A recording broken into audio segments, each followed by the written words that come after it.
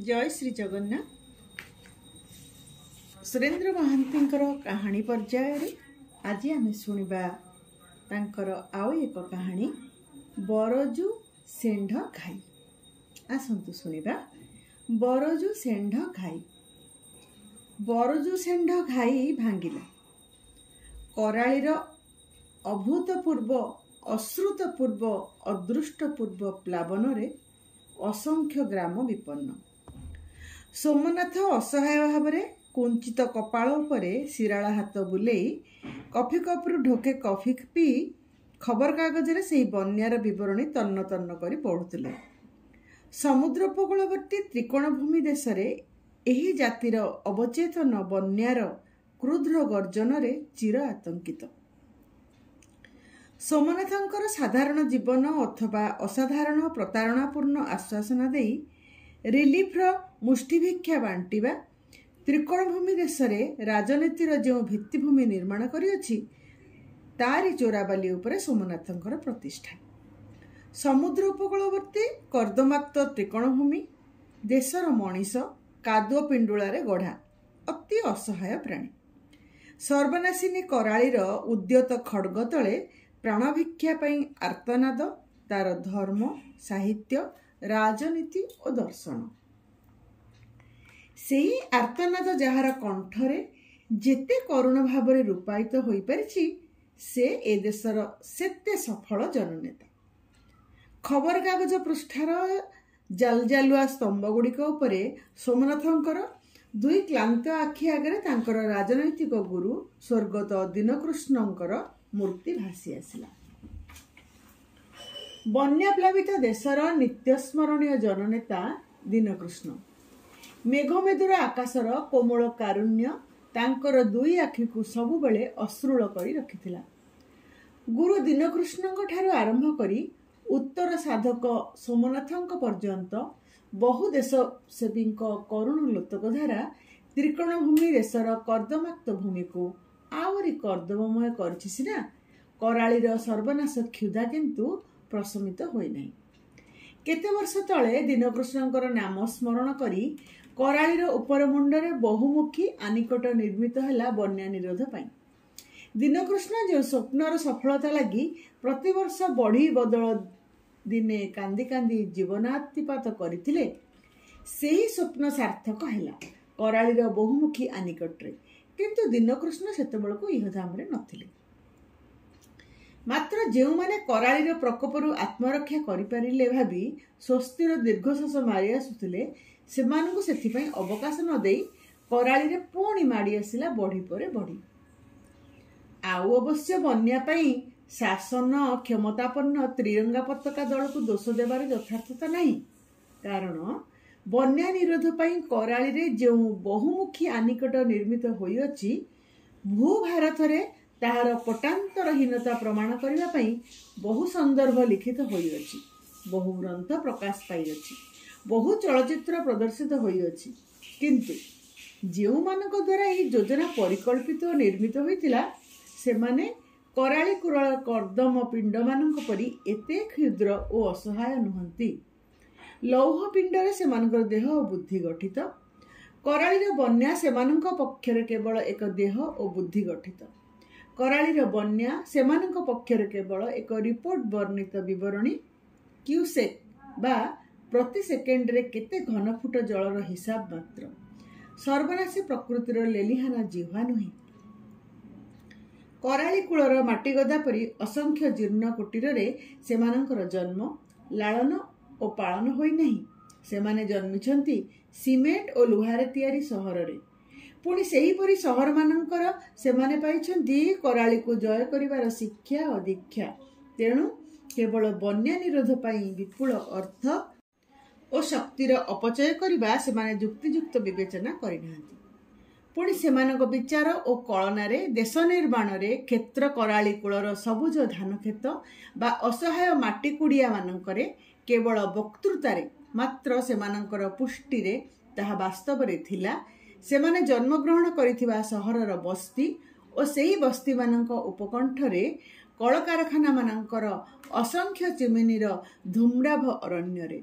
तेणु ବନ୍ୟା ନିରୋଧ ଅପେକ୍ଷା କଳକାରଖାନା ପାଇଁ ବିଦ୍ୟୁତ୍ ଶକ୍ତି ଉତ୍ପାଦନ ଓ ସେଥିପାଇଁ ବନ୍ୟାର ସଞ୍ଚୟ ସେମାନଙ୍କ ଯୋଜନାରେ ଅଧିକ ପ୍ରାଧାନ୍ୟ ଲାଭ କରିଥିଲା। ଫଳରେ କରାଳିର ଉପରମୁଣ୍ଡରେ ଆନିକଟ ଓ ଜଳଭଣ୍ଡାର ନିର୍ମିତ ହୋଇ କରାଳିର ବେଗବତୀ ସ୍ରୋତକୁ ଅବରୁଦ୍ଧ କରିବା ପରେ କରାଳି ଅରଣ୍ୟ ସରୀସୃପ ପରି ପୂର୍ବ ଅପେକ୍ଷା ଅଧିକ କ୍ରୁଦ୍ଧ ଓ ପ୍ରଚଣ୍ଡ ହୋଇ ଉଠିଲା। ପୂର୍ବେ କରାଳିରେ ପ୍ରବଳ ବନ୍ୟା ଆସୁଥିଲା 3-4 ବର୍ଷରେ ଥରେ, ମାତ୍ର ଏବେ ବନ୍ୟା ପ୍ରାୟ ବାର୍ଷିକ ଦୁର୍ଯୋଗରେ ପରିଣତ ହୋଇଗଲା। ସୋମନାଥ କ୍ଳାନ୍ତ ଓ ଅସହାୟ ଭାବରେ କପାଳ ଉପରେ କେବଳ ହାତ ବୁଲେଇବାରେ ଲାଗିଲେ। କରାଳିର ବନ୍ୟା ଓ ତାହାର ସର୍ବଗ୍ରାସୀ କ୍ଷୁଧାରେ ଲକ୍ଷ ଲକ୍ଷ ବିପନ୍ନ ନରନାରୀଙ୍କ ଦୁର୍ଯୋଗ ଅପେକ୍ଷା ଏହି ପରିସ୍ଥିତିରେ ନୀଳ ପତାକା, ରକ୍ତ ପତାକା ଓ ସପ୍ତରଙ୍ଗ ପତାକା ଦଳ ପ୍ରଭୃତି ବିପକ୍ଷ ଦଳମାନେ ଶାସନ କ୍ଷମତାପନ୍ନ ତ୍ରିରଙ୍ଗ ପତାକା ଦଳ ବିରୁଦ୍ଧରେ ବ୍ୟାପକ ଜନ ଅସନ୍ତୋଷ ଓ ଦୁର୍ଗତିର ସୁଯୋଗ ନେଇ ଯଦି ଏକ ଆନ୍ଦୋଳନ ସୃଷ୍ଟି କରିପାରନ୍ତି, ତାହେଲେ ସର୍ବନାଶିନୀ କରାଳି କେବଳ ସେ ହଜାର ହଜାର ବର୍ଗମାଇଲ ପରିମିତ ଭୂମି ଉପରେ କଳାକନା ବୁଲେଇଦେବ ତାହା ନୁହେଁ, ତ୍ରିରଙ୍ଗା ପତାକା ଦଳ ସମେତ ସୋମନାଥଙ୍କ ରାଜନୈତିକ ଫସଲର ସୁନେଲି କ୍ଷେତ ଉପରେ ମଧ୍ୟ ବିଫଳତାର ବାଲିଚର ମଡ଼ାଇ ଦେଇପାରିବ। ବିପକ୍ଷ ଦଳମାନେ ବିବୃତି ଛାପିବାରେ ନିଜ ନିଜ ଭିତରେ ଇତିମଧ୍ୟରେ ତୁମୁଳ ପ୍ରତିଯୋଗିତା ଆରମ୍ଭ କରିଦେଲେଣି। ମାତ୍ର ସମ୍ବାଦପତ୍ର ସ୍ତମ୍ଭ ବିବୃତିର ସେ ବନ୍ୟାରେ ସେ ପର୍ଯ୍ୟନ୍ତ ତଥାପି ପ୍ଲାବିତ ହୋଇନଥିଲା। ସୋମନାଥ ଏକ ବିବୃତି ଲେଖିବା ପାଇଁ କାଗଜ ଧରି ବସିଲେ। କିନ୍ତୁ ବରଜୁ ଷେଣ୍ଢ ଘାଇ କେଉଁଠି? ବରଜୁ ଷେଣ୍ଢ କିଏ? ରାତାରାତି ବରଜୁ ଷେଣ୍ଢ ଘାଇ ସାରା ଦେଶରେ ବିସ୍ତୃତ ହୋଇ ପଡ଼ିଥିଲେ ହେଁ ଏଇ ଘାଇ ଯେଉଁ ବରଜୁ ଷେଣ୍ଢଙ୍କର ନାମକୁ ଆଜି ସୁଦ୍ଧା ପ୍ରସିଦ୍ଧ କରି ରଖିଅଛି, ତାଙ୍କ ସମ୍ବନ୍ଧରେ କୌଣସି ବିବରଣୀ ଇତିହାସରେ ମିଳିବ ନାହିଁ। ସରକାରୀ ପୂର୍ତ୍ତ ବିଭାଗର ନଥିପତ୍ରରେ ବରଜୁ ଷେଣ୍ଢ ଘାଇ ବହୁ ବର୍ଣ୍ଣିତ ହୋଇଥିଲେ ହେଁ ସେଥିରୁ ମଧ୍ୟ ବରଜୁ ଷେଣ୍ଢଙ୍କର ଇତିହାସ ମିଳିବ ନାହିଁ। ଏହି ଇତିହାସହୀନ ବରଜୁ ଷେଣ୍ଢ କିନ୍ତୁ କରାଳି ଉପତ୍ୟକାର ଏହି ବିସ୍ତୀର୍ଣ୍ଣ ଅଞ୍ଚଳରେ ଏକ ପ୍ରାତଃସ୍ମରଣୀୟ ନାମ। ବର୍ଷା ଋତୁ ଆସିଗଲେ ବରଜୁ ଷେଣ୍ଢ ଘାଇ ଛଡ଼ା ସେ ଅଞ୍ଚଳରେ ଅନ୍ୟ ଚିନ୍ତା ବା ଦୁଶ୍ଚିନ୍ତା ନଥାଏ। ପ୍ରାମାଣିକ ଇତିହାସର ଆବର୍ତ୍ତମାନରେ ଜନଶ୍ରୁତି ଓ କିମ୍ବଦନ୍ତୀ ଅବଲମ୍ବନ କଲେ କେତେକ ପରିମାଣରେ ବରଜୁ ଷେଣ୍ଢଙ୍କ ଇତିହାସକୁ ନିର୍ଣ୍ଣିତ କରିହୁଏ। ସେ କେଉଁ ମରହଟ୍ଟା ଅମଳର କଥା। ସେତେବେଳେ ଜନମଙ୍ଗଳ ରାଷ୍ଟ୍ର ନଥିଲା କିମ୍ବା ଜନମଙ୍ଗଳକୁ ଏକ ବୃତ୍ତି ରୂପେ ଗ୍ରହଣ କରିଥିବା ଦେଶସେବୀ ସମ୍ପ୍ରଦାୟ ନଥିଲେ। ଦେଶରେ ସେତେବେଳେ ସମ୍ବାଦପତ୍ର ନଥିଲା। ତେଣୁ ସମ୍ବାଦ ବ୍ୟବସାୟୀମାନେ ଯଥାର୍ଥ ସମ୍ବାଦ ପରିବେଷଣ କରିବାର ଦାୟିତ୍ୱରୁ ସହଜ ଅବ୍ୟାହତି ପାଇବା ପାଇଁ କେବଳ ବିବୃତି ଛପାଇ କ୍ଷାନ୍ତ ରହୁନଥିଲେ। ସେହି ସ୍ମରଣାତୀତ ମରହଟ୍ଟା ଅମଳରେ ଶାସନ ଥିଲା କର ଆଦାୟର ଏକ ଯନ୍ତ୍ର। ବଞ୍ଚିବା ଥିଲା ଆୟୁଷର ବଳ। କରାଳିରେ ବନ୍ୟା ଥିଲା ଯେଉଁ ଅପଦେବତାର ଅଭିଶାପ ଓ ସେଥିରୁ ଆତ୍ମରକ୍ଷା ପାଇବାର ଏକମାତ୍ର ଉପାୟ ଥିଲା ସେହି ଅପଦେବତାର ସନ୍ତୋଷ ବିଧାନ। ଯେଉଁ ବର୍ଷ ଅପଦେବତାର କ୍ରୂର ଦୃଷ୍ଟି ପଡ଼ିଥିଲା ସେ ବର୍ଷ କରାଳିର ଘୋର ପ୍ଲାବନ ଏହି ବିସ୍ତୀର୍ଣ୍ଣ ଅଞ୍ଚଳ ଉପରେ ଲହ ଲହ ଜିହ୍ୱା ପରି ବୁଲି ଯାଉଥିଲା। ବନ୍ୟା ପରେ ବନ୍ଧ ବାନ୍ଧିବା ପାଇଁ ସେତେବେଳେ ସରକାରୀ ପୂର୍ତ୍ତ ବିଭାଗ ନଥିଲା କିମ୍ବା ବନ୍ୟା ପରେ ରିଲିଫ୍ ବାଣ୍ଟିବା ପାଇଁ ସେତେବେଳେ ସବଭୁକ୍ ଗୃଧ୍ରପଲ ପରି ରାଜନୈତିକ କର୍ମୀମାନେ ଦଳ ବାନ୍ଧି ନିଜ ମଧ୍ୟରେ ସଂଘର୍ଷ କରୁନଥିଲେ। ଇତିହାସର ସେହି ଅନ୍ଧକାର ଯୁଗରେ ବରଜୁ ଷେଣ୍ଢ ନାମରେ କେହି ଅଖ୍ୟାତ ବ୍ୟକ୍ତି ନିଜ ମୁଣ୍ଡରେ ମାଟି ବୋହି ଏହି ବିଶାଳ ବନ୍ଧ ନିର୍ମାଣ କରିଥିଲା। ସେଦିନର ଏହି ଉପକଥାର ଏକ ଜୀବନ୍ତ ସାକ୍ଷୀ ରୂପେ ବନ୍ଧ ତଳ ଗଡ଼ାଣିର ବାଁ କଡ଼କୁ ଭାତଖିଆ ବରଗଛ ଆଜି ସୁଦ୍ଧା ଲମ୍ବାଇ ଠିଆ ହୋଇଅଛି। ବରଜୁ ଷେଣ୍ଢ ଘରର ଭୁଆଶୁଣୀମାନେ ଏହି ଗଛ ମୂଳେ କାଳେ ହଣ୍ଡା ହଣ୍ଡା ଭାତ ରାନ୍ଧି ମାଟି ବୋହି ବନ୍ଧ ତିଆରି କରୁଥିବା ମଣିଷମାନଙ୍କୁ ଖୁଆଇଥିଲେ। ବନ୍ଧ ନିର୍ମାଣ ଶେଷ ହେଲା, ମାତ୍ର ବନ୍ଧରେ ନରବଳି ନଦେଲେ ବନ୍ଧର ପ୍ରତିଷ୍ଠା ହେବ ନାହିଁ କିମ୍ବା ଅପଦେବତାର ତୃଷ୍ଣା ମେଣ୍ଟିବ ନାହିଁ। କିନ୍ତୁ ନରବଳି ସହଜରେ ମିଳୁଛି କେଉଁଠୁ? ଚିତା ଲାଗି ଅମାବାସ୍ୟାର ସେ ଏକ କରାଳି ରାତ୍ରି। ନିଶା ଗର୍ଜୁଛି। ସାଇଁ ସାଇଁ ବର୍ଷା ଓ ପବନରେ କରାଳିର ଲହ ଲହ ଜିହ୍ୱା ବିଶ୍ୱଗ୍ରାସ କରିବା ପାଇଁ ଯେପରି ପ୍ରଲମ୍ବିତ ହୋଇଯାଇଛି। ଏତେ ପରିଶ୍ରମରେ ଯେଉଁ ବନ୍ଧ ତିଆରି ହେଲା ତାହାର ନିରାପତ୍ତାକୁ ପ୍ରତି ମୁହୂର୍ତ୍ତରେ ସଙ୍କଟାପନ୍ନ କରି ଫେଣମିଶା ବଢ଼ି ବନ୍ଧ ଉପରକୁ ଚହଲି ଆସୁଛି। ଶହ ଶହ ଲୋକ ମଶାଲ ଜାଳି ସେହି ବନ୍ଧ ଉପରେ ଜଗି ରହିଛନ୍ତି। ବନ୍ଧ ପ୍ରତିଷ୍ଠା ହୋଇନାହିଁ। ତେଣୁ ଏ ଅପ୍ରତିଷ୍ଠା ବନ୍ଧ କରାଳିର ଗୋଡ଼କୁ ତୋଡ଼କୁ ସମ୍ଭାଳି ଯେ ତିଷ୍ଠି ପାରିବ ସେ ସମ୍ବନ୍ଧରେ ସମସ୍ତଙ୍କର ଆଶଙ୍କା ଏକ ଆତଙ୍କରେ ପରିଣତ ହୋଇପଡ଼ିଛି। हेसी वर्षा और अंधकार आत्मरक्षा पाई आबाल वृद्ध वनिता समस्ते बंध उपर निरापद स्थान मान पलाई आसुछंती। आसन मृत्युर आशंका से मुक्त कर आत्मरक्षा जांतव ताड़न से अंधकार मध्य अशरीरी छाया परी केवल इतस्तत होउछंती। वर्षा मिशा पवनर झापुटारे बंध उपरे जगी रहिथिबा लोकमानंक हातरे मशाल सब गोटिक परे गोटिए निभि जाउअछि। प्रकृति विरुद्ध रे संग्रामी मनीषर शिविररू गोटिक परे गोटिए होई साहसर दीप निभि जिबा परी पराजित मनुष्यर असहायताग्रस्त हा उतासा अंधकार और पैशाचिक नीरवता मध्य शुभुची केवल गोरु गाईंकर हंबारडी और कराळीर क्रुद्ध गर्जन। बंध उपरे बरजुषेण्ड तथापि हजारे खंडे मशाल धरी एपट सेपट हेउछंती। एठी घड़िया पड़िला सेठी बालीबस्ता पकाओ सेठी माटी बोझ दियो इत्यादि नाना निर्देश शुणिया पई तथापि जो माने बंध उपरे जगी रहिछंती से माने कलर पुतली भली सेही अनुसार कार्य करि जाउछंती। एबे जोंठी डेंगा अर्जुन गछरा ठिया हिची सेठी कुआडे राति पाहांतकू बड़ गोटे झर पड़िला। पानी सुअरे भौरी सेठारे क्रमे बढ़ी बढ़ी चलिला। बरजुषेण्ड सहित तथापि जो माने साहस धरी रहिथिले से माने बंध भांगिला बोली आर्तनाद करि उठिले। बरजुषेण्ड ओडवचसा तांकर केउ पूर्वपुरुष केउ कालर केउ ओडिया राजांक सैन्य बाहिनी को युद्ध क्षेत्र में चलाउथिले ताहा जणा नहीं। मात्र बरजुषेण्ड कंठरे पूर्वपुरुष मानकर से दृप्त आह्वान निश्चित मृत्युर सम्मुखरे सुधा गर्जन करि उठिला। से चित्कार करि उठिले, पळा नहीं एठी माटी पकाओ, बालीबस्ता पकाओ, पत्थर पकाओ, सुओ एठी तोड़ पकाइलाणी। गोटे मुहूर्त सुधा विलंब करने समय नथिला। बरजुषेण्ड हाथरू मशालटा फिंगी निजे घलिया मुहरे पिठी भरा दे बसी पड़े। तांको कंठरे से विश्रामहीन चित्कार, माटी पकाओ, बालीबस्ता पकाओ, इटा पत्थर जहाँ पारुच पकाओ। बंध उपर जेते बालीबस्ता माटी इटा पत्थर काठ इत्यादि रक्षा करने गदा होता से सब मेघ असरा परी से ही घलिया उपरे गदा हो पड़ा। झड़ सेत बेलू थमी जाइथिला। आकाशर मेघ धीरे धीरे कटि आसीथिला। घलियाटा बंद हो गला परा। लोके द्विगुणित बेग उत्साह सेठारे माटी बोझ बालीबस्ता मान पकाउथिले। मात्र बरजुषेण्ड कहांती सेतेबेले से प्रश्न काहारी को पचारिया पई सुद्धा साहस खोजी पाई नथिले। क्रमे राति अंधार काटी पूर्व आकाश रे सिंदूरा फिटिला। कराळीर अंधकार जलराशि उपरे सकाळर नालीचा आलुओ झलमल होई उठिला। बंध उपरे प्रत्येकर मुह को चाही एक नीरव भाषा रे जेपरी से निष्ठुर प्रश्न पचारुथिले, बरजुषेण्ड कहांती। घलिया गर्भरे बरजुषेण्ड सेतेबेलकू पुरुष उच्च माटी और पत्थर तले जीवंत समाधि नहीं सारिथिले। बळी नदी बंध पकाइबारु कराळी मातिथिला। बंध प्रतिष्ठा होई नथिबारु बंधरे घलिया फिटुथिला। बंध आ भांगिब नहीं। लोके स्वस्तिर दीर्घ निश्वास छाड़ले। बंध उपरे हरिबोल हुलहुली ध्वनि कराळीर गर्जन को सुधा बुड़ाई देला। बलिदान एक कुसंस्कारग्रस्त समाजर अंधविश्वास पीड़ित घृणित आचार होई पारे, मात्र समूहर कल्याण साधनार व्यक्तिर अकुंठित आत्मदानर यह एक सर्वकालीन और सांकेतिक प्रतिरूप। मनुष्यर इतिहास रे समूह कल्याण और प्रगति काले काले यह मूल्य बा दुर्मूल्य दाबी करी आसीअछि। सेही दिन अंचल रे बंधर नाम रही बरजुषेण्ड घाई। अतीत बहु बन्यार आक्रमण एड़ी जो बरजुषेण्ड घाई कराळीर आक्रमण ए अंचल को अभयदान करी आस्तिला, सेही घाई भांगिबारु आज हजार हजार एकर व्यापी शस्य क्षेत्र रे प्लावनर प्रमत्त कररोल और तारी मध्य असंख्य विपन्न जीवनर आर्तनाद।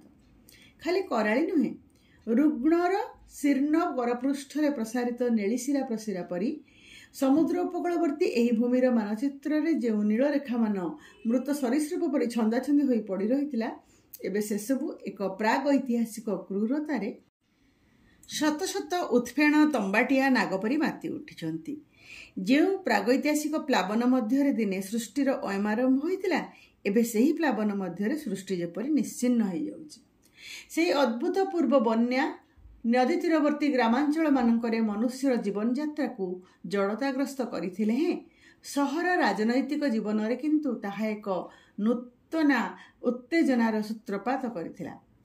ସମ୍ବାଦପତ୍ର ମାନଙ୍କରେ ବନ୍ୟା ଅପେକ୍ଷା ବନ୍ୟା ସମ୍ପର୍କିତ ନାନା ବାଦ ବିସମ୍ବାଦମୂଳକ ବିବୃତିରେ, ବିଭିନ୍ନ ରାଜନୈତିକ ଦଳର ଆନୁକୂଲ୍ୟରେ ଅନୁଷ୍ଠିତ ସାଧାରଣ ସଭାମାନଙ୍କରେ, ଗର୍ଜନଧର୍ମୀ ଭାଷଣରେ, ରେ କାରରେ, ପ୍ରତ୍ୟେକ ଏକ ଦୁର୍ବିପାକ ପାଇଁ ଅନ୍ୟକୁ ଦାୟୀ କରିବାର ଯୁକ୍ତି ଓ ବିତଣ୍ଡାରେ, ବନ୍ୟାର୍ତ୍ତଙ୍କ ସାହାଯ୍ୟ ପାଇଁ ବିଭିନ୍ନ ନୃତ୍ୟ ଓ ସଙ୍ଗୀତ ଅନୁଷ୍ଠାନର ବହୁ ରଙ୍ଗୀନ ରେଳ ରଞ୍ଜିତ ଚୈତାଳିରେ, ବନ୍ୟା ସାହାଯ୍ୟ ପାଣ୍ଠି ଆଦାୟ ପାଇଁ ପାଣ୍ଠି ଆଦାୟ ବୃତ୍ତିଧାରୀମାନଙ୍କର ଗଳଦ୍ଘର୍ମତାରେ ବହୁକାଳ ପରି ନିର୍ବେଦଗ୍ରସ୍ତ ହୋଇ ପଡ଼ିଥିବା ଉତ୍ତେଜନାହୀନ ସହର ଜୀବନ ଏକ ଅଦ୍ଭୁତପୂର୍ବ କର୍ମମୁଖରତାରେ ଚଞ୍ଚଳ ହୋଇ ଉଠିଲା।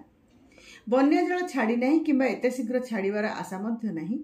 ଲୋକପ୍ରିୟ ସରକାରଙ୍କ ପକ୍ଷରୁ ରିଲିଫ ଆୟୋଜନ ପାଇଁ ତତ୍ପରତାରେ ଅବଶ୍ୟ ଅଭାବ ନାହିଁ, କିନ୍ତୁ ସମୁଦ୍ର ଉପକୂଳବର୍ତ୍ତୀ ଏହି କର୍ଦ୍ଦମାକ୍ତ ଭୂମିର ଏକ ବିଚିତ୍ର ରାଜନୈତିକ ସୂତ୍ର ଅନୁସାରେ ସରକାର ଯେତିକି ବେଶୀ ରିଲିଫ ବାଣ୍ଟନ୍ତି, ବିଭିନ୍ନ ରାଜନୈତିକ ଦଳର ପଣ୍ଡା ପୁରୋହିତ ପୁଣି ରିଲିଫ ଗ୍ରହୀତାମାନଙ୍କର ସମାଲୋଚନାରେ ସେତିକି ଲୋକନିନ୍ଦିତ ହୁଅନ୍ତି।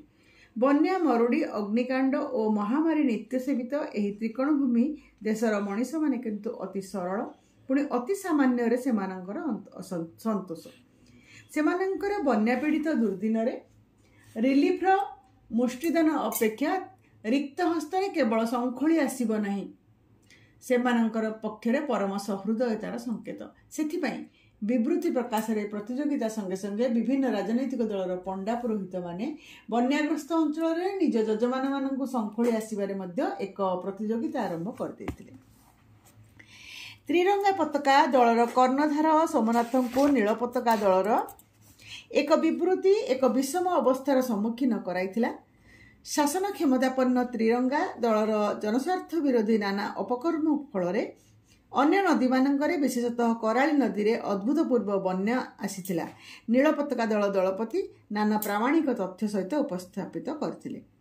ତ୍ରିରଙ୍ଗା ପତାକା ଦଳ କରାଳି ନଦୀରେ ଲକ୍ଷ ଲକ୍ଷ କ୍ୟୁସେକ୍ ଅର୍ଥାତ୍ ପ୍ରତି ସେକେଣ୍ଡରେ ଲକ୍ଷ ଲକ୍ଷ ଘନଫୁଟ ଜଳ ବନ୍ୟା ବେଳେ ଆସିଥିବା ଦର୍ଶାଇ ପ୍ରକୃତିର ଏହି ପ୍ରଚଣ୍ଡ ଆକ୍ରମଣ ସମ୍ମୁଖରେ ଯେକୌଣସି ସରକାର ଅସହାୟ ହୋଇପଡ଼ିବା ସ୍ୱାଭାବିକ ବୋଲି ଯେଉଁ ଯୁକ୍ତି ଉପସ୍ଥାପିତ କରିଥିଲେ, ତାହା ସରକାରୀ ଇଞ୍ଜିନିୟରମାନଙ୍କର ମନଗଢ଼ା ପରିସଂଖ୍ୟା ବୋଲି ଦର୍ଶାଇ କରାଳିରେ ଜଳସ୍ରୋତର ପରିମାଣ 4,999,000 କ୍ୟୁସେକ୍ ଥିଲା ବୋଲି କେତେକ ପ୍ରମାଣ ଉଲ୍ଲେଖ କରି ନୀଳ ପତାକା ଦଳ ପ୍ରତିବାଦ କରିଥିଲେ। ପୁଣି କରାଳିରେ ଅବବାହିକା ଅଞ୍ଚଳରେ 3 ଦିନ ଧରି 40 ଇଞ୍ଚ ବର୍ଷା ହୋଇଥିବା ତ୍ରିରଙ୍ଗା ପତାକା ଦଳର ବିବୃତିରେ ଯାହା ପ୍ରକାଶ ପାଇଥିଲା, ତାହା ଖଣ୍ଡନ କରି ବୃଷ୍ଟିପାତର ପରିମାଣ 38 ଇଞ୍ଚ ଥିଲା ବୋଲି ନୀଳ ପତାକା ଦଳ ପକ୍ଷରୁ ପ୍ରକାଶ କରାଯାଇଥିଲା। ଏତଦ୍ ବ୍ୟତୀତ ବରଜଷାଣ୍ଡ ଘାଇରେ ପୂର୍ତ୍ତ ବିଭାଗର ଆଖିରେ ପଡ଼ି ନ ପାରିବା ଭଳି 20 ଗୋଟି ମୂଷାଗାତ ହେତୁ ଘାଇ ଭାଙ୍ଗିଲା ବୋଲି ସରକାରୀ ବୟାନରେ ପ୍ରକାଶ କରାଯାଇଥିଲେ ହେଁ ସରକାରୀ ଅବହେଳା ଓ ଦାୟିତ୍ୱହୀନତାରୁ ବରଜଷାଣ୍ଡ ଘାଇରେ 200 ମୂଷାଗାତ ହୋଇଥିଲା ବୋଲି ନୀଳ ପତାକା ଦଳ ପ୍ରାମାଣିକ ଭାବରେ ଦର୍ଶାଇଥିଲେ।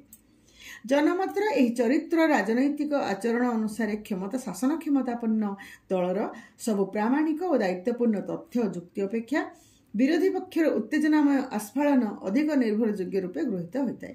ଏ କ୍ଷେତ୍ରରେ ମଧ୍ୟ ସେହି ନିୟମର ବ୍ୟତିକ୍ରମ ହୋଇନଥିଲା। ଏହି ପରିସ୍ଥିତିରେ ବରଜଷାଣ୍ଡ ଘାଇ ଭାଙ୍ଗିବାରେ କିଏ ଦାୟୀ, ମୂଷା ନା ମନ୍ତ୍ରୀମାନେ ବୋଲି ଦେଶର ଜନମତ ସମ୍ମୁଖରେ ଯେଉଁ ପ୍ରଚଣ୍ଡ ସମସ୍ୟା ପ୍ରକାଶ ପାଇଥିଲା, କରାଳିର ବନ୍ୟା ସଙ୍କଟକୁ ସୁଦ୍ଧା ତାହା ସାମୂହିକ ଭାବରେ ନ୍ୟୁନ କରିଦେଇଥିଲା।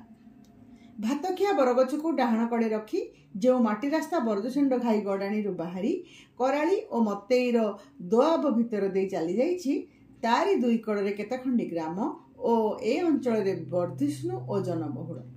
ଯେଉଁଠାରେ ଘାଇ ଭାଙ୍ଗିଥିଲା ତାହା ସାମ୍ନାରେ ନ ପଡ଼ି ଏ ଗ୍ରାମମାନ ଗୋଟିଏ ପାଖରେ ଥିବା ହେତୁ ବନ୍ୟା ଜଳରେ ଏ ଗ୍ରାମମାନ ନିଶ୍ଚିହ୍ନ ହୋଇ ନଥିଲେ ହେଁ ଘର ସବୁ ପାଣିରେ ବୁଡ଼ି ରହିଥିଲା।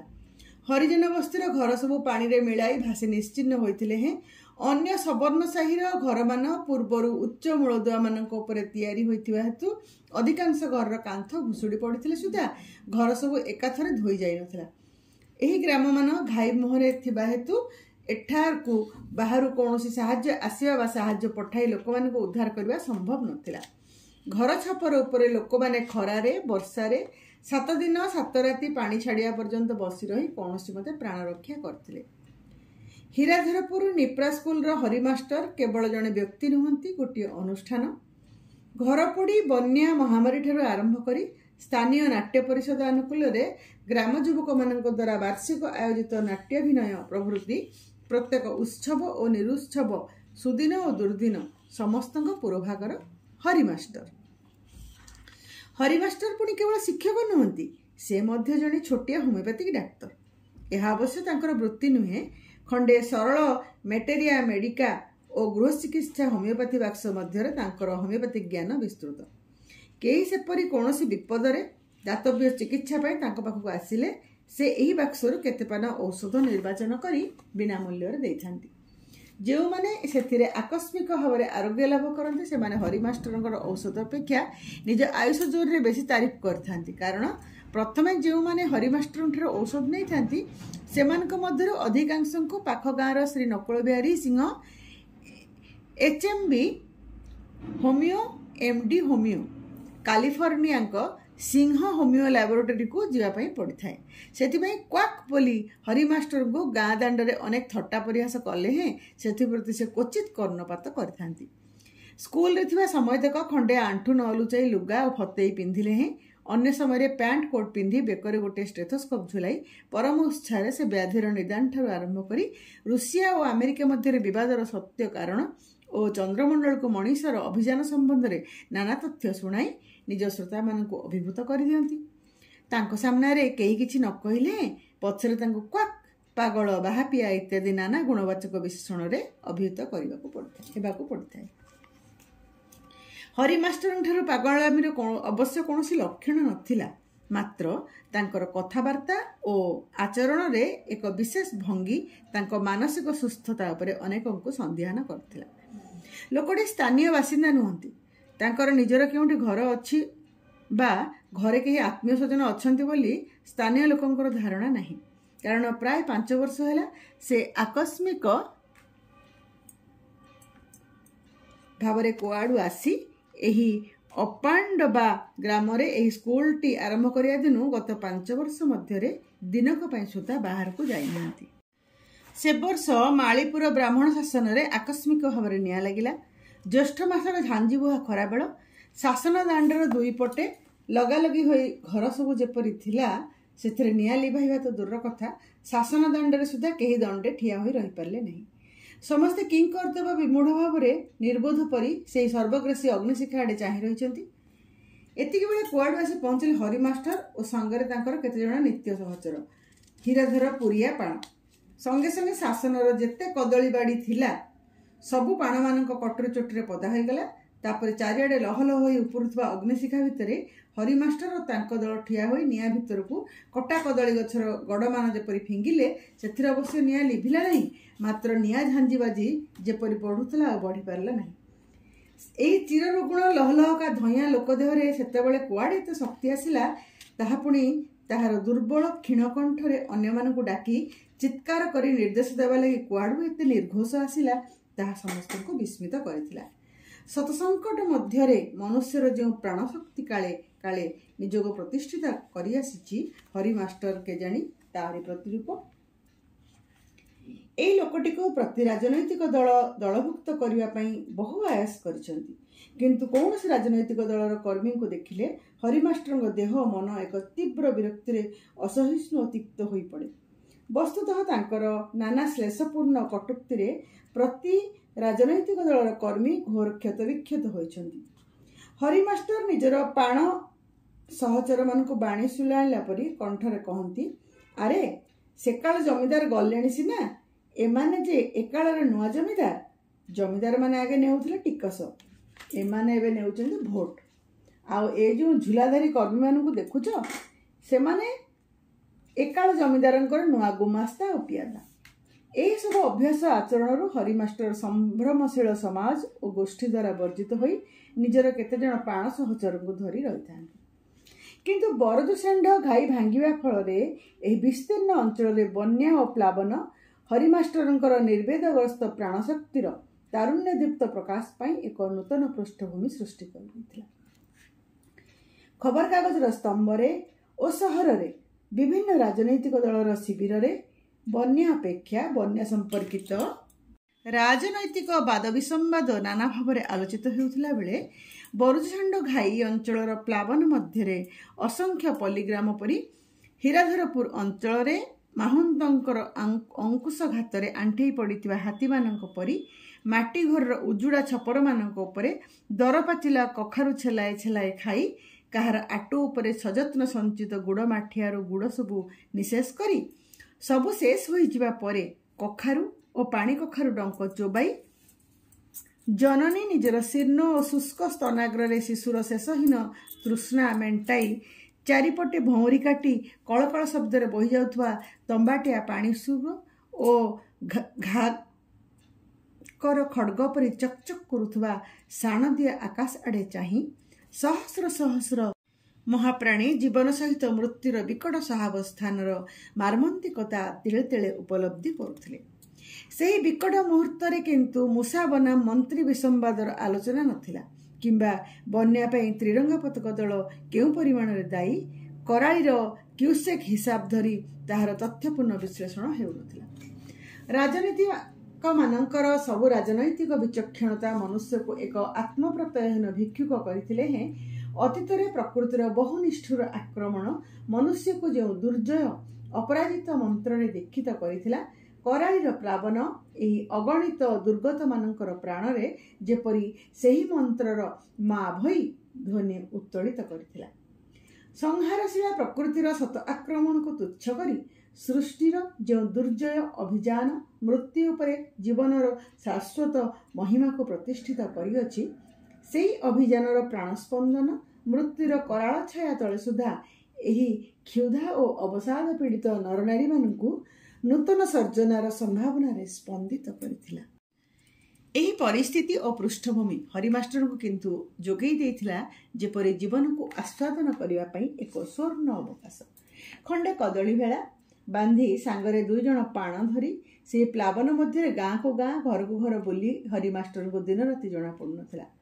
ଛାତ ଉପରେ ଆତ୍ମରକ୍ଷା କରି ବସିଥିବା ଲୋକମାନଙ୍କୁ ସେ ଭେଳାରୁ ଡାକି ବଡ଼ପାଟିରେ କହୁଥିଲେ, ପିଲାମାନଙ୍କୁ ଯେତେ ପାରୁଛ ଗୁଡ଼ ପାଣି ପିଆଅ, ଗୁଡ଼ରେ ସୁଗାର ଅଛି, ସୁଗାର ହେଲା ଶକ୍ତି, ପାଣି କାହିଁ ପଚାରୁଛ, ଏଇ ଯେ ଯେଉଁଠି ବସିଛ ସେଇଠୁ ତଳକୁ ହାତ ବଢ଼େଇଲେ ପାଣି, ଏ ପାଣିରେ ଗୋଟିଏ ମଡ଼ା ଭାସି ଲାଗିଛି କହୁଛ, ମଡ଼ା କେଉଁ ପାଣିରେ ଭାସୁନାହାନ୍ତି, ସବୁ ପାଣି ବିଶୁଦ୍ଧ, ଏ ପରା ସାକ୍ଷାତ ବିଶ୍ୱମାତା ପ୍ରକୃତି, ତମେ ସେସବୁ ବୁଝିବ ନାହିଁ, ହଠାତ୍ କମ୍ପ ଆସିଛି କହୁଛି, ବେଶ ବେଶ ଏଇ ହେଉଛି ପାନେ ଆକୋନାଇଟ୍, ଜ୍ୱର ହଠାତ୍ ଆସିଥିଲେ କିନ୍ତୁ ତା ନହେଲେ ଏ ପଲସେଟିଲା ପାନକ ରଖିତା। ରାତି ଅନ୍ଧାର ଆକାଶରେ ଖଣ୍ଡେ ଖଣ୍ଡେ ମେଘ କେତେବେଳେ ଗର୍ଜି ଉଠିଛି, କେଇ ଛପର ଉପରୁ ଚିତ୍କାର ଉଠିଲା, ସାପ ସାପ, ଏଇ ମୋ ଦେହ ଉପରେ ଚଢ଼ିଗଲା। ଭୟରେ ଜଣେ 2 ଜଣ ତଳର ପାଣି ଭିତରକୁ ସୁଦ୍ଧା ଡେଇଁ ପଡ଼ିଥିଲେ। ହରିମାଷ୍ଟର କେଉଁଠି ଭେଳା ବାହି ଯାଉଥିଲେ। ଚିତ୍କାର ଶୁଣି ପାଟି କରି କହି ଉଠିଲେ, ସାପମାନଙ୍କୁ କେହି ମାରିବ ନାହିଁ ରେ, ସେମାନେ କାହାର ଅନିଷ୍ଟ କରିବେ ନାହିଁ, ଏ ଧର୍ମଜଳ ଭିତରେ ଜୀବ ମାତ୍ରେ ସମସ୍ତେ ସମାନ। ଏମିତି ଗୋଟିଏ ନଈ ବଢ଼ିରେ ଗୋଟିଏ କଳାନାଗ ଆଉ ମୁଁ ଏକାଠି ଆମେ ଖଣ୍ଡେ କାଠଗଡ଼ ଉପରେ 2 ଦିନ ଭାସି ରହିଥିଲୁ। ଧାନ ଗଛ ଗୁଡ଼ା ଫୁଲ ଉଡ଼େଇ ଆସିଥିଲା ସେଇ କଥା ଭାବୁଛ, ଏସମ ଧାନ ଫସଲରେ ଅମାର ପାଟି ଥାଆନ୍ତା, ସେଇ କଥା ଚିନ୍ତା କରୁଛ, କ୍ଷେତରେ ଖଳାରେ ଅମାରରେ ଯାହା ଥିଲା ସବୁ ଭାସିଗଲା ବୋଲି ମୁଣ୍ଡ କରୁଛ, ଏ ପରା ଧର୍ମ ବଢ଼ି, ଏ କୂଳରେ ବାଲିଚର ମଡ଼େଇ ଦେଲେ ଆର କୂଳରେ ସୁନାର ଫସଲ ଭରାଇ ଦେବ। ଧାନ ଫସଲ ସିନା ଗଲା, ରବି ଫସଲର ସୁଧମୂଳ ଆଦାୟ ହୋଇଯିବ। କେଉଁ ଜମିରେ ବାଲି ମାଡ଼ିଗଲା ସେଥିରେ ଚିନାବାଦାମ ଚାଷ କରିବ, ଧୂଆଁପତ୍ର ଚାଷ ମଧ୍ୟ ହୋଇପାରିବ। ଆଗେ ପ୍ରାଣ ଧରି ବଞ୍ଚ, ତାପରେ ଆଉ ଯାହା। 3 ଦିନ ଗଲା, ପାଣି କମିବାର ଆଶା ନାହିଁ କିମ୍ବା ବାହାରୁ କେହି ଆସି ଏମାନଙ୍କୁ ଉଦ୍ଧାର କରିବାର ଆଶା ନାହିଁ। ଚାଳ ଉପରେ ଗଛ ଉପରେ ଯେଉଁମାନେ ବନ୍ୟାର ଆକ୍ରମଣରୁ କୌଣସି ମତେ ପ୍ରାଣ ରକ୍ଷା କରିପାରିଲେ ଏବେ ଖାଦ୍ୟାଭାବରେ ସେମାନଙ୍କର ପ୍ରାଣ ଯିବା ଉପରେ। ବନ୍ଧ ଉପରକୁ ପଳାଇ ପାରିଲେ ସେଠାରେ ଅନ୍ତତଃ ଖାଦ୍ୟର ଗୋଟିଏ ବ୍ୟବସ୍ଥା ହୋଇପାରନ୍ତା। ମାତ୍ର ତଳକୁ ଓହ୍ଲେଇଲେ କେଉଁଠି ଛାଟିଏ କେଉଁଠି ପୁରୁଷେ ପାଣି। ହରିମାଷ୍ଟର ଅଭୟ ଶୁଣାଇ କହିଲେ, ଠିକ୍ ଅଛି, 4 ଜଣ କରି ଏଇ ଭେଳାକୁ ଓହ୍ଲେଇ ଆସ, ପ୍ରଥମେ ସ୍ତ୍ରୀ ଓ ଶିଶୁ, ତାପରେ ବୁଢ଼ା ଓ ରୋଗୀ। ବଢ଼ି ଛାଡ଼ିଗଲା। ବଢ଼ି ପାଣି ଛାଡ଼ିଯିବା ପରେ ଲୋକମାନେ ଗାଁ ଭିତରକୁ ଆସି ଭୁଷୁଡ଼ା କାନ୍ଥମାନଙ୍କରେ କାଦୁଅ ଛାଟି ଢେର ଲଗାଇ ପୁଣି ଯେନତେନ ପ୍ରକାରେ ଭଙ୍ଗା ଘରମାନ ଉଠେଇବାରେ ଲାଗି ପଡ଼ିଲେ। ଝିଅ ବୋହୂମାନେ ପିଠଉ ବାଟି ସେଇ ଭୁଷୁଡ଼ା କାନ୍ଥ ଉପରେ ସୁଦ୍ଧା ଚିତା ଲେଖିଗଲେ, ଧ୍ୱଂସର ଶ୍ମଶାନ ଉପରେ ଶାଶ୍ୱତ ଜୀବନର ଜୟଟିକା ପରି। ରିଲିଫ ପାଇଁ କାମୁଡ଼ା କାମୁଡ଼ି, ରବି ବିହନ ଓ ତବାଗି ରୋଣ ପାଇଁ ରିଲିଫ କ୍ୟାମ୍ପକୁ ଦୌଡ଼ା ଦୌଡ଼ି, ନଳିତା ଶାଗ ପାଇଁ ନଳିତା କିଆରୀରେ ପଙ୍ଗପାଳ ସହିତ ମଣିଷର ଯୁଦ୍ଧ, ସରକାରୀ ଘୋଷଣାରେ ଗ୍ୟାଷ୍ଟ୍ରୋନେଟ୍ ନାଇଟ୍ରିସ୍ ଓ ଲୋକମାନଙ୍କର ଅନୁଭୂତିରେ ବିସୂଚିକା, ଜ୍ୱର, ସନ୍ନିପାତ, ହାଅନ୍ନ ହାଉତାସ ମଧ୍ୟରେ ବାଲିଚରା କ୍ଷେତ, ପଟୁମାଟି ମଡ଼ା ଧାନ କିଆରି, କାଦୁଆ ଦହ, ଗାଁ ଦଣ୍ଡ ଉପରେ ଅଶ୍ୱିନର ଆକାଶରୁ ଆଉଟା ସୁନାର ରଙ୍ଗ ଝରାଇ ଦିଗେ ଦିଗେ କାଶତଣ୍ଡିର ଚାମର ଦୋଳାଇ ତଥାପି ବଞ୍ଚି ରହିଥିବା କେଉଁ ଜହ୍ନିବାଡ଼ିରେ ଜହ୍ନିଫୁଲ ଫୁଟାଇ ପୁଣି ସାଧାରଣ ଜୀବନ ଫେରିଆସିଲା। ସେଦିନ ହୀରାଧରପୁର ଗାଁରେ ବହୁ ଉତ୍ସାହଦୀପ୍ତ କୋଳାହଳ। ତ୍ରିରଙ୍ଗା ପତାକା ଦଳର ବଡ଼ ନେତା ସୋମନାଥ ଆସୁଛନ୍ତି। ଏବେ ଜିପ୍ ରାସ୍ତା ଫିଟି ଯାଇଥିବାରୁ ବ୍ଲକ ହାକିମମାନଙ୍କ ଠାରୁ ଆରମ୍ଭ କରି ମନ୍ତ୍ରୀ, ମେମ୍ବର ଓ ନେତାଙ୍କ ପର୍ଯ୍ୟନ୍ତ ସମସ୍ତେ ଏହି ଅଞ୍ଚଳକୁ ଆସିବା ଆରମ୍ଭ କରିଦେଲେଣି। ପଙ୍ଗପାଳ ପଦପରେ ହୀରାଧରପୁରଠାରେ ସାଧାରଣ ସଭା ହେବ। ତ୍ରିରଙ୍ଗା ପତାକା ଦଳର ନେତା ସୋମନାଥ ଭାଷଣ ଦେବେ। ଏହି ଅଞ୍ଚଳକୁ ଆସିବାର କୌଣସି ଉପାୟ ନଥିବାରୁ ସେ ସିନା ଏପର୍ଯ୍ୟନ୍ତ ଏଠାକୁ ଆସିପାରି ନଥିଲେ, ନହେଲେ ତାଙ୍କର ଚୈତନ୍ୟମୟ ସତ୍ତା ବନ୍ୟା ବେଳେ ଯେପରି ଏଇଠାରେ ହିଁ ପଡ଼ି ରହିଥିଲା। ବଢ଼ି ଛାଡ଼ିବା ପରଠାରୁ ହରି ମାଷ୍ଟର କନ୍ଥା କାମୁଡ଼ି ପଡ଼ିଛନ୍ତି। ଯେଉଁ ମଣିଷଟି ଘୋର ବନ୍ୟାର ପ୍ରଚଣ୍ଡ ଆକ୍ରମଣ ମଧ୍ୟରେ ଆଶା ଓ ସାହସର ବାଣୀ ଶୁଣାଇ ଆସୁଥିଲା, ସମସ୍ତେ ତାକୁ ଏବେ ସମ୍ଭବତଃ ଭୁଲି ଯାଇଥିଲେ। ହରି ମାଷ୍ଟର ଗଞ୍ଜୋଡ଼, ପାଗଳ, କ୍ୱାକ୍। ସେ ତ ଆଉ ଜନନେତା ବା ଜନସେବକ ନୁହନ୍ତି। ତାଙ୍କଠାରୁ ତଗାବି ଋଣ ମିଳିବ ନା ରିଲିଫ୍ ମିଳିବ? ବଢ଼ିରେ ହୀରାଧରପୁର ନିମ୍ନ ପ୍ରାଥମିକ ସ୍କୁଲ ଘରର କାନ୍ଥ ସବୁ ଧୋଇ ଯାଇଥିଲା। ଫାଳେ ଛପର ଭାଙ୍ଗି ପଡ଼ି ତଳେ ମାଟିରେ ନଇଁ ପଡ଼ିଥିଲା। ତାରି ଭିତରେ ଖଣ୍ଡେ ବେଞ୍ଚ ଉପରେ କନ୍ଥା ବିଛେଇ ହରିମାଷ୍ଟର ପଡ଼ି ରହିଲେ। ବଢ଼ି ବେଳେ ତାଙ୍କର ଗୃହ ଚିକିତ୍ସା ବାକ୍ସରୁ ଆକୋନାଇଟ୍, ଚାଇନା 30 ଓ ପଲସେଟିଲା ପାନ ପରେ କେତେ ରୋଗୀ ଆରୋଗ୍ୟ ହେଉଛନ୍ତି, ମାତ୍ର ସେଥିରୁ କୌଣସି ଔଷଧର ନିଜର ବ୍ୟାଧି ଏବେ ପ୍ରଶମିତ ହେଉନାହିଁ। ଜ୍ୱରର ପ୍ରକୋପ ଦିନକୁ ଦିନ ବଢ଼ୁଛି। ପାଣ ସହଚରମାନେ ସୁଦ୍ଧା ତ୍ରିରଙ୍ଗା ପତାକା ଦଳର ସଭାକୁ ପଳାଇଛନ୍ତି। ସେଠାରେ ତଗାବି, ବଳଦ କିଣା, ଋଣ, ବିହନ, ଡାଳୁଆ ଧାନ, ନାନା ପ୍ରଲୋଭନୀୟ ଆକର୍ଷଣ। ଶେଷରେ ହରିମାଷ୍ଟରଙ୍କ ଜିଭ ଯେପରି ଭିତରକୁ ଟାଣି ହୋଇଯାଉଥିଲା। ସେ ଆଖି ମେଲି ଚାରିଆଡ଼କୁ ଥରେ ଚାହିଁ ପୁଣି ଆଖି ବୁଜିଦେଲେ। ତ୍ରିରଙ୍ଗା ପତାକା ଦଳର ସଭାରେ ମାଇକ୍ରୋଫୋନରେ ସୋମନାଥଙ୍କ ଗର୍ଜନ ଶୁଭୁଥିଲା। 1000 ବର୍ଷ ଭିତରେ ସୁଦ୍ଧା ଏ ଦେଶରେ ଏମିତି ବଢ଼ି ହୋଇନଥିଲା। ତ୍ରିରଙ୍ଗା ପତାକା ଦଳକୁ ନିନ୍ଦୁକମାନେ ଯେତେ ନିନ୍ଦା କରନ୍ତୁ, ମାତ୍ର ତ୍ରିରଙ୍ଗା ପତାକା ଦଳ ଦେଶରେ ଆଜି ଶାସନ ଚଳାଇଥିବାରୁ 1000 ବର୍ଷ ଭିତରେ ସୁଦ୍ଧା ଘଟିନଥିବା ଏହିପରି ବନ୍ୟାରେ ଲୋକମାନେ ପ୍ରାଣ ଧରି ରହିଲେ। ରିଲିଫ୍ ଠିକ୍ ଭାବରେ ମିଳିନାହିଁ। ସବୁ ମିଳିବ, ଘର ତିଆରି ଋଣଠାରୁ ବଦଲ ଋଣ ପର୍ଯ୍ୟନ୍ତ। ହରିମାଷ୍ଟରଙ୍କୁ ଆଉ କିଛି ଶୁଭିଲା ନାହିଁ। ଆହତ ସରୀସୃପ ପରି ସେ କନ୍ଥା ଉପରେ ଦୃଷାର ଯନ୍ତ୍ରଣାରେ ପଡ଼ି ରହିଲେ। ପାଦ ଆଡ଼ୁ କିପରି ଝିମଝିମ ହୋଇ ଆସୁଛି। ସବୁଆଡ଼େ ଯେପରି ବନ୍ୟାର ଗର୍ଜନ, ଝଡ଼ ଓ ବର୍ଷାର ସୁ ସୁ ଶବ୍ଦ। ହରିମାଷ୍ଟର ପ୍ରଳାପ କରି ଉଠିଲେ, ଖବରଦାର! 4 ଜଣରୁ 5 ଜଣ ଭେଳାରେ ବସିଲେ ଭେଳା ବୁଡ଼ିଯିବ। ଜଣ ଜଣ କରି ଆସ। ଆଗେ ଶିଶୁ, ତାପରେ ବୁଢ଼ା, ତାପରେ ସ୍ତ୍ରୀ। ହରିମାଷ୍ଟର ତାପରେ ଦଣ୍ଡେ ରହିଗଲେ। ଚିତ୍କାର କରିବା ପାଇଁ ତାଙ୍କର ଆଉ ଶକ୍ତି ନଥିଲା।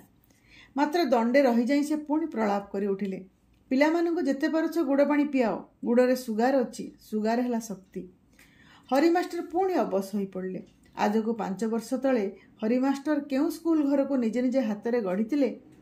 ମୂଲିଆ ପରି ମାଟି ବୋହି କାନ୍ଥ ଛାଟି ସେଇ ଘରର କାନ୍ଥ ସବୁ ଧୋଇ ଗୋଧୂଳିରେ ବିଷର୍ଣ୍ଣ ଆଲୋକରେ ତାହା ମଶାଣି ପଦାର କଙ୍କାଳ ପରି କିମ୍ଭୂତ ଓ ଭୟଙ୍କର ଦିଶୁଥିଲା। ହରିମାଷ୍ଟର ପୁଣି ଆଖି ମେଲି ଚାରିଆଡ଼କୁ ଚାହିଁ କାହାକୁ ଯେପରି ଖୋଜୁଥିଲେ। ଦୂରରେ ବରଜୁଷେଣ୍ଡ ଘାଇ ଉପରେ ପଶ୍ଚିମ ଆକାଶରେ ବର୍ଣ୍ଣାଢ୍ୟ ସୂର୍ଯ୍ୟାସ୍ତର ରଙ୍ଗ ଭରି। ଭାତଖିଆ ବରଗଛର ପତ୍ର ଶୀର୍ଷରେ ଆଉଟା ସୁନାର ରଙ୍ଗ ଧୀରେ ଧୀରେ ଫିକା ପଡ଼ି ଆସୁଛି। ସେଇ ଆଡ଼କୁ ଚାହିଁ ହରିମାଷ୍ଟରଙ୍କର ଆଖି ଆଉ ଯେପରି ମୁଦି ହେଲା ନାହିଁ। ହରିମାଷ୍ଟର ଘର କେଉଁଠି? ଆଜି ସେ ପ୍ରଶ୍ନ ଅର୍ଥହୀନ। ତାଙ୍କର କେହି ଆତ୍ମୀୟସ୍ୱଜନ ଅଛନ୍ତି କି ନାହିଁ ତାହା ମଧ୍ୟ ମୁହୂର୍ତ୍ତରେ ତାଙ୍କର ସ୍ମରଣାତୀତ। କିନ୍ତୁ ପଶ୍ଚିମ ଦିଗନ୍ତରେ ଉତ୍ସବମୟ ସୂର୍ଯ୍ୟାସ୍ତ ଆଡ଼େ ଝାପ୍ସା ଦୃଷ୍ଟିରେ ଚାହିଁ ହରିମାଷ୍ଟରଙ୍କର ମନେ ହେଲା, ସବୁ ସଙ୍କଟ ଓ ଶଠତାର ଊର୍ଦ୍ଧ୍ୱରେ ଜୀବନର ଏହି ଜୟଗୀତିକା ମଧ୍ୟରେ ନିହତ ରହିଛି ଯେପରି ତାଙ୍କ ଅଲୋଡ଼ା ଜୀବନର ସବୁ ନିନ୍ଦା ଓ ପ୍ରଶଂସା, ସବୁ ପାଇବା ଓ ନ ପାଇବା, ଆରମ୍ଭ ଓ ଶେଷ ସଂଗ୍ରାମ ଓ ଶାନ୍ତି। ଧନ୍ୟବାଦ।